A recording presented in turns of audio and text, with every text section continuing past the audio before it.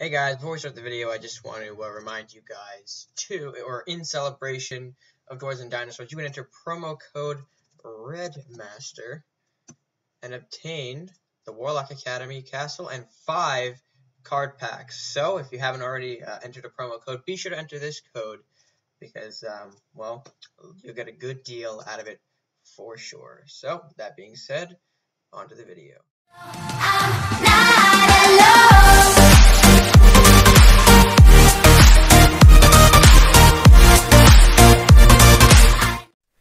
Hey guys, what is up? RedMaster here, and welcome back to Cards and Castles, Dwarves and Dinosaurs Beta. Now, today we will be doing a couple of reviews, more than one actually, for today. All will be uploaded on the same time, and this is, the only reason why I'm mentioning this in this video specifically is because this is the first out of the 3 that I'm making. So, I will leave links to the other videos I do, but these are strictly card review videos, so no gameplay in this one. Gameplay will be tomorrow as a last minute, last minute content before Dwarves and Dinosaurs goes live, so you guys can get a feel, I guess a final feel before jumping right into it yourselves. So, with that being said, also quick disclaimer here, Dwarf cards will not be featured in the videos. I know within the factions, I'm going to be going over Vikings in this video, Crusaders, and Pirates. Now, Crusaders and Dwarves are known to have Dwarf cards in them. I will not be reviewing them, strictly because I have already done so in a previous Dwarf review video. So that being said, let's jump right into card number 1 for the Vikings. And the first card we will be reviewing today will be Gathering Ice. Now, Gathering Ice is a common 1 gold, of course, Viking card, and it has an interesting ability, I guess. It has sort of like an aura ability. Choose a friendly unit, so you have to have a friendly unit to use this card, and doing so will freeze all nearby enemies. So this is like a little freeze aura, if you will, sort of like what the Ice Pillar, let me just look at this stats real quick. Freezing Pillar has like a frost aura. So Gathering Ice technically has the same concept, the same ability, except it's very cheap, and it'll basically just again a frost aura around the friendly unit, which will freeze all opponents. Now, not bad, but not super good either. If you want, Ice Pillar would probably be your better, for Freezing Pillar would probably be your better choice because it's an obstacle and you're going to be doing damage with it as opposed to just freezing all nearby enemies. Of course, that's not to say you could use this with a Shatter Strike combo to get rid of a big, nasty unit like a Kraxus, Kraken, etc. But overall, for me, I feel like this card could be a bit better, maybe do some damage along with it, maybe like maybe 1 damage to fit the cost, but then again, that's just me. Not going to seriously go into this card further because it's a very simple card, a very simple ability. So, with that being said, moving on to card number 2. Card number 2 will be Mark of the Fist. Now, Mark of the Fist is, actually, hold on, let me just get a better sort of feel for this card. Mark of the Fist is a sort of small attack buff for a unit with 12 castle HP. Little buffs like this can make a not a significant, but it could make a little difference the way that your opponent has to deal with the situation. I'm kind of losing words. Again, not a super strong card. Mark of the Fist, you can see by the buff power, it's only a 2-1 buff, and an additional, 1. So it's only getting an additional health point, not super strong. But again, in a castle health of 12 HP, maybe you want that early sort of boost to put yourself ahead of the opponent. Again, not much to go over here like Gathering Ice. It's a decent card. For 1 gold, it's not super strong, but again, could make a small difference if used in the right position. So that being said, let's move on to our next card. Our next card we'll be taking a look into will be Avalanche. Avalanche is a 2 gold common, so everything so far has been common.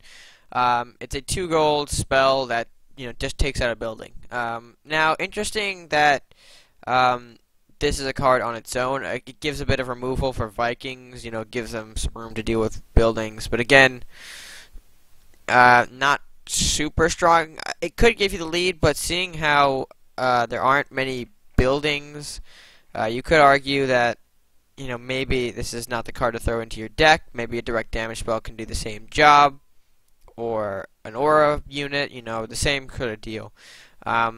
I do like the design of this card, however. It gives some sort of building removal to Vikings, which is something that Vikings have. They already have things like Fist of the Five Gods and stuff like that can just take out they'll usually end up taking out buildings as well. But I'd like to see that you can get rid of buildings a bit easier now with Avalanche, just to give yourself some breathing room, maybe to avoid some Dragon Temple buffs, Dojo of Awakening buffs, stuff like that. So, overall not bad, but again, maybe not super good if you're running direct damage. If you have that direct damage capability instead in your deck, you may want to run that to deal with some of your buildings, like I said, or stuff like that. But overall, not a bad card. So, with that, let's hop into the next card. Now, the next card we have is certainly interesting, Bloodlust. For 2 gold at an epic rarity, you can give a combat unit with 2 or less movement Rampage. Now, as you saw by our the previous video, Rampage was significantly changed to really focus on maybe more trading than actual hit and runs on the castle.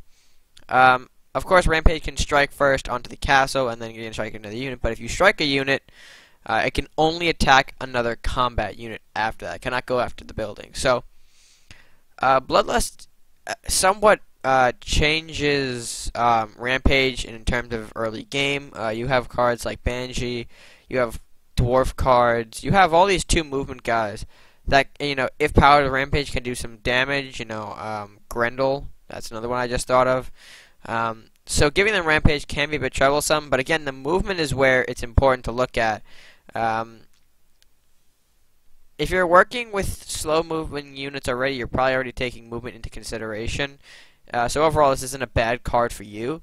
I just think that if you're going to run Rampage, you might as well run like the units that itself, that have it. So that means like Killer Rabbit, Fenrir. Not to trash on this card. I've seen this card used so far, and it's had some good plays. I'm going to admit that plays with this have been, it's thrown me off guard, and I admit that sometimes it can change it up a little bit, which is great. A card needs to do that in a game like this, especially with where we're going with the spawn and the HP. I just think that 2 movement units are already somewhat tough to work with, so if you're running them, just be cautious of that movement limitation. Know that you're not going to get 4 or 3 movement. You're going to have to work with 2 movement, so, Bloodlust could be the card for you if you're working with that kind of deck, but again, maybe you want to actually stick to rampaging units. But that's just my opinion, of course. Overall, solid card. Maybe the rarity is too high. Not going to bash this card, though, because, again, the ability somewhat... if you're involved in Rampage, it has to have somewhat of a higher marking because Rampage is such a valued ability. So, with that being said, move on to card number... I forget what number, maybe 5. Hopefully I'm right.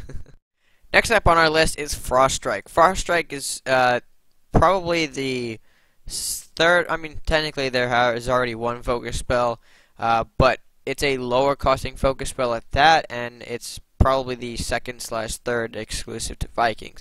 So Froststrike is, of course, like I just mentioned, a focus card that chains 1 damage to all connected enemies and freezes them. So this is interesting. You have an ability that not only does damage, but also freezes all connecting targets. Definitely a problem for swarm units, seeing as how they have 2 movement already. So freezing them will cut off their movement completely. 1 damage, possibly, depending on how big the swarm is and how powerful they are. I played around with Froststrike myself a bit. I find it quite fun to use. It punishes the poor positioning, of course, by a unit, by an opponent if they if they clump their guys together. And freezing them makes it all the more difficult because if they were in position to maybe attack next turn, you've definitely cut them off of that freezing capability. Now, Now, for a rare cost, I say it's definitely a good card. If you're running a freeze deck, maybe try sampling maybe 1 or 2 Frost Strikes in the deck, see how they work out for you. Definitely Ice Blast, of course, is a solid pick for over Frost Strike. But if you want something earlier, if you want something to maybe stall your opponent, Frost Strike probably will do the job just as well as Ice Blast. If not, maybe a little bit better because this will change the castle and damage the castle. So, yeah, I like this card. I've used it myself, and again, excited to see maybe the possibilities of what this could do in a freeze deck. So, that being said, we move on to Headwinds. Now, Headwinds is a very rough card, in my opinion. It doesn't really fit the Viking theme too much. It's very sort of out there. For 2 gold and a common cost, you give enemy flying units -2 movement. This only really affects, to my knowledge, or to my immediate thought, the dragon decks, because if you're cutting off dragons flying, their movement, it sort of makes them easier to deal with. However, there's things like Aeroth that can immediately counter the headwinds. If they power up their movement by 2, they're back to what they were without headwinds. So it's a very it's a very rough card. I don't recommend personally maybe running this. It just doesn't seem too super powerful for where it is right now. I think there's definitely better options. If you're dealing with certain decks, but I mean, this is the first card that we are seeing specifically target flying units. So it is interesting that they're taking into account that dragon decks have the power of flying, so they designed a card to cut down their movement specifically. Interested to see if anyone will actually do something with this. I personally not sure if I'm going to be, but yeah, that's just my thorough opinion on it. One of the I guess more gimmicky cards to come out of the deck, definitely something that's not easily usable, or it'll have a hard time finding its place within a deck. So, with that being said, our next card will be Hibernate. Now, Hibernate is a very unique card, and I personally I like this card a bit too much, to be honest, but I think it's great. So Hibernate, for 2 gold, you freeze any combat unit and give it a boost of +1/+3. Now, of course, I'm not going to spoil all of what you can use Hibernate for, but I think Hibernate is probably going to be one of those cards that we'll see take, a slight shift in usage. It'll be fun to see what people do with this, and I've already seen people in beta, of course, use it to sort of make it work, make it, give a test run to see how well it will operate. And I think it's great. It could bring back freeze decks. You never know. That boost, of course, is something certainly not to laugh at. As soon as a card gets that boost, you probably got to take out that unit immediately. The freeze is an interesting aspect to add. I guess it goes along with the Viking theme, and it gives sort of like a little like slow down on the unit, because again, this almost is as powerful as Blessing of the Trents. And just for reference, Blessing, that's in the Vikings. Blessing of the Trents is for 3 gold, give it 1/4. So it's not too far off from Blessing of the Trents. Just for that -1 gold, you're freezing that unit along with giving it a little less health. But yeah, definitely something that I want to see used. I might be using it myself a bit, you never know, just to see how well it works and to how fun freeze decks can be with this card added in. Definitely one of my more favorite cards come out of the expansion, just because I like this little gimmick effect so much, and I think people can use it definitely in some interesting ways. So let me fix. Oh, no, sorry. Yeah. And with that being said, we'll move right into our next card, which will be Winds of the North. Now, Winds of the North, let me just bring it up here.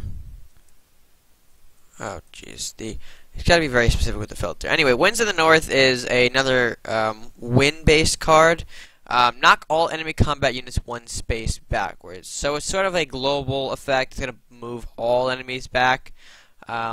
sort of like a Hall of Winds effect, except in card form and much cheaper than Hall of Winds. Not as powerful as the Wind Mage movement.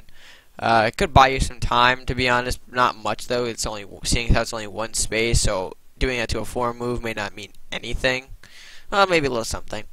Definitely, it's sort of like Headwinds. This card I don't expect to see used much, and rightfully so, because the winds aren't prevalent. They're not hugely used, but I could be wrong. The expansion does promise to bring new things, and who knows? Windex may be one of them. Not much to say on this card totally, because again, it's only a little a little gust of wind for 2 gold. Not too strong, but definitely one of the more, I guess, weaker cards come out of the Vikings and overall the expansion. So, with that being said, we'll move on to our final card of the day. Battlecry. Now, Battlecry is a 3 gold costing card, common again, so not that much rares coming out of the expansion, but combat Battlecry gives all your units, or combat units, plus 1 attack. Now, it's not bad. It gives like a blacksmith buff for a much cheaper cost, certainly cheaper than an armory buff. Not too strong.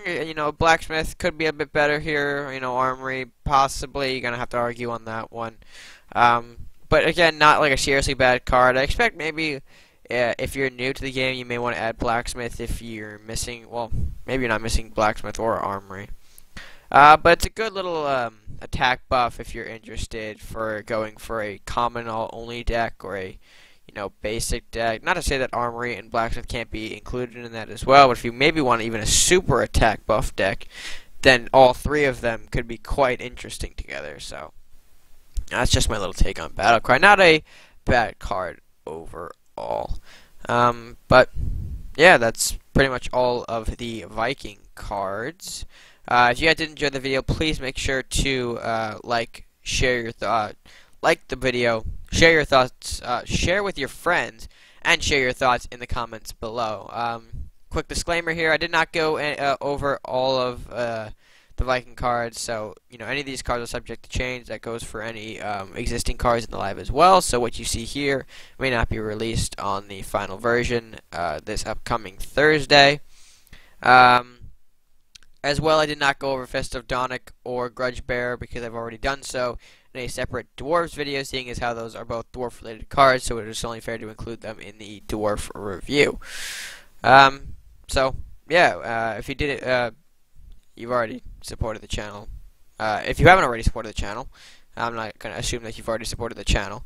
But if you did, if you want to support the channel, which is a good thing to do, please make sure to hit that red subscribe button down below. Absolutely no cost whatsoever. Just, little subscribe. That's all you gotta do. And with that being said, guys, until the next review video, which of course will be linked to in the description below, stay gaming.